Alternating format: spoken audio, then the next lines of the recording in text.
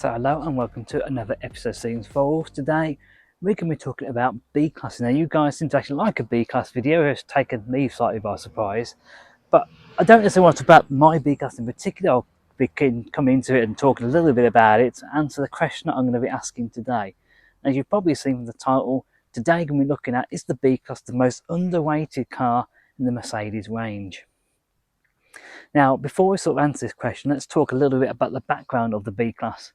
And we have to actually go back and not talk about the B-Class. We have to talk about the A-Class, which came out in 1996, 1997, that sort of time.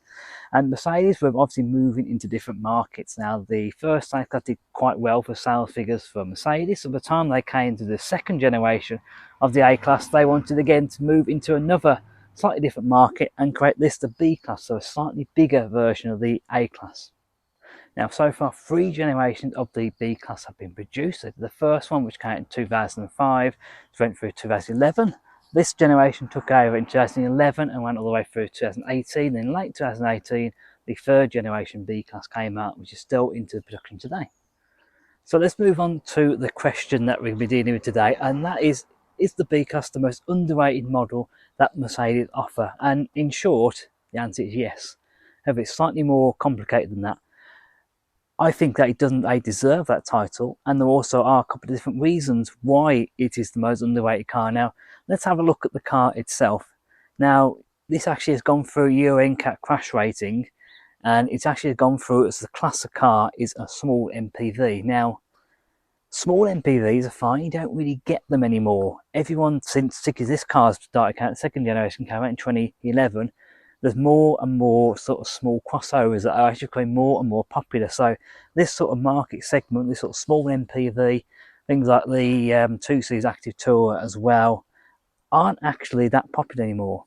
Secondly, I've had to actually look at why I've bought this car to discover why it's underrated, and that's probably because I didn't want an A-Class because the A-Class is too small for me. I wanted to be able to get my dogs in the back of the car and still have space for 4 or 5 people. I didn't want a great big 4x4. I also didn't want a great big estate car.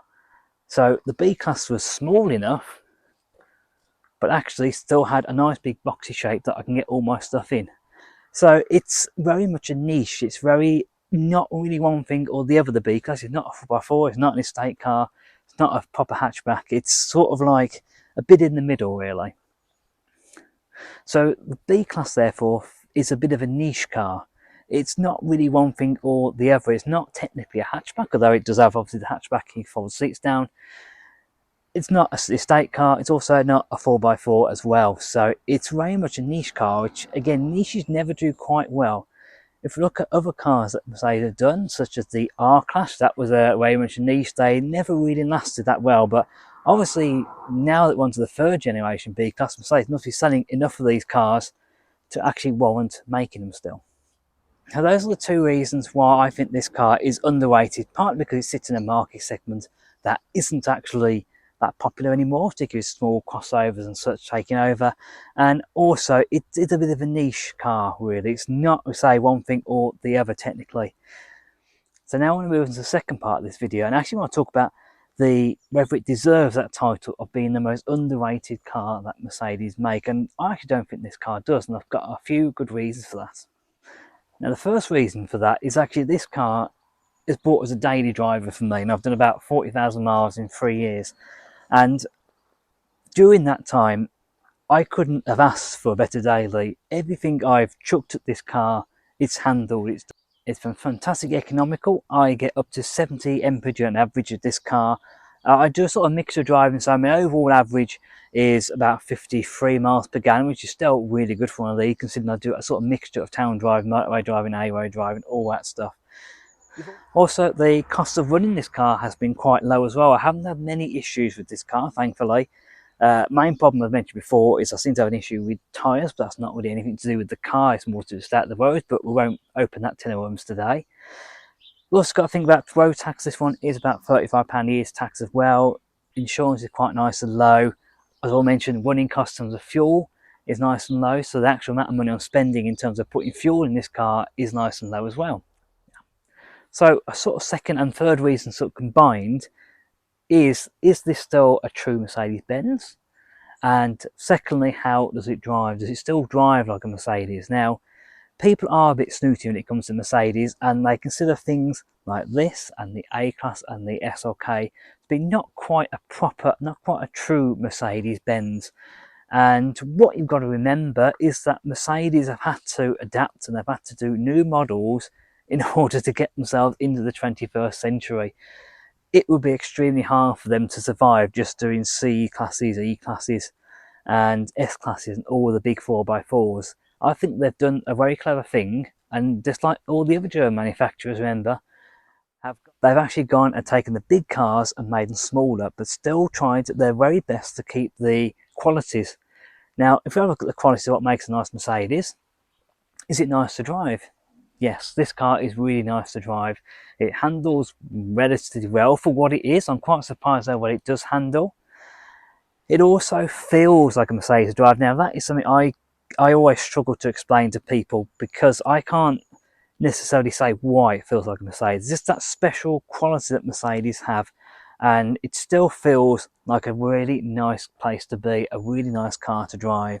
But there's something about having that three-pointed star on the car, and the fact that you get all those sort of extra qualities, the fantastic ball qualities, the way it drives, that still makes me think I'd rather just pay a little bit extra and just go and buy one of these. I really enjoy driving this car, and one day, as it's a daily, I do put mind it, one day I either have to sell this or probably part exchange it in for something else for another daily, and I'm finding it very hard to think of reasons why I wouldn't actually go for another B-Class, probably the third generation one. Now, of course, on a bit of a side note on that, is it as iconic as something like my R107 SL? Well, of course not. That's an absolute truly iconic car, and that will always be the sort of peak Mercedes almost. I think between the 107, possibly cars like the 123, and maybe like the cars like the 126 S-Class, those will always be peak Mercedes, when Mercedes were really absolutely at their peak of what they represent. So let's summarise what we found out today. So is the B-Class the most underrated car that Mercedes offer at the moment? I like to think so. Does it necessarily deserve this title? No, I don't think so. I think this is such a great car that people are a bit misunderstood about what it is. And of course, because we mentioned about those things like the niche that it sits in, we mentioned about the facts like cars like the GLA are probably more likely to sell better than the B-Class. So I don't think it deserves that title of being the most underrated car. However, there is actually a big bonus for being underrated, and that these B-Classes seem to be quite undervalued compared to the equivalent GLA or the A-Class, which, let's be honest, it's the same platform, same car underneath, just slightly different shape. They do represent better value for money, so they're one of the best value cars at the moment in the Mercedes-Benz range. And finally, obviously I've produced quite a few videos on the B-Class, and I really enjoy talking about the B-Class. It's not something I ever expected you guys to really like and to watch, but people like the B-Class, people that own them like the B-Class. I get plenty of comments about people that have actually gone out and bought them and said actually how much they really like their B-Class. So I'm not alone in this. I do really like this car. It's the perfect daily for me. As I mentioned, everything I've chucked at this car, it's just handled with so much ease. I don't have to worry about it. I give it a clean every so often. It doesn't have to be immaculate. It's not an immaculate car. There's still little bits and pieces wrong with it, but it's a daily. As long as it gets me down the road and it starts every time, I'm really pleased with it. I couldn't have asked for a better daily driver than this car. So that brings us to the end of today's video. I hope you've enjoyed it. If you've got any comments about this car, if you've got your own reasoning about why you think it's an underrated car, please do let me know in the comments. If you own a B-Class and lots of people comment about this, please let me know why you bought yours. So thank you very much for watching. It's going to be goodbye from me, goodbye from the B-Class, and we will see you next time. Goodbye.